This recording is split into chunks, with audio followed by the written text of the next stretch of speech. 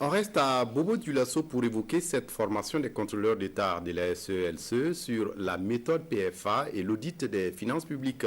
Une formation de 5 jours qui leur a permis de renforcer leur capacité d'intervention, de contrôle et d'investigation pour une gestion transparente des deniers publics au Burkina Faso. Karim Sissé.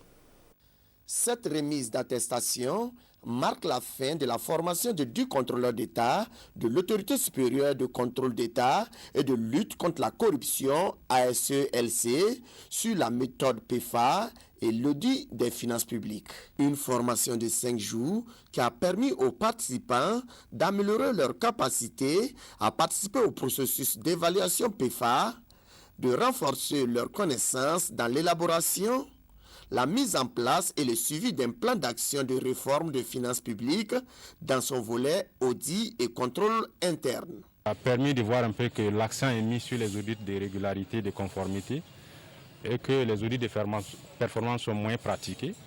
Donc sur cette base déjà, ça donne déjà une orientation en matière d'intervention de l'ASE et qui voudrait que désormais on puisse mettre l'accent sur les audits de performance pour apprécier l'efficacité et l'efficience dans l'utilisation des ressources publiques.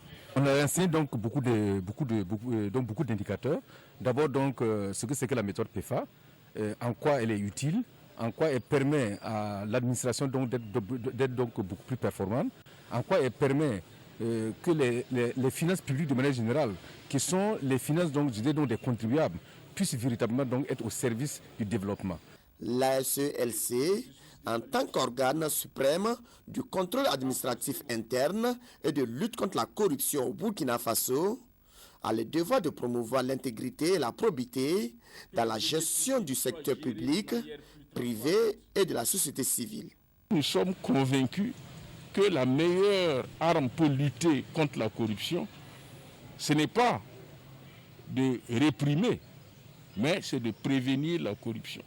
Les participants à la formation de Bobo Dioulasso sont donc appelés à œuvrer sans relâche sur le terrain afin d'améliorer les indicateurs de bonne gouvernance des deniers publics. Des indicateurs qui se sont dégradés ces dernières années.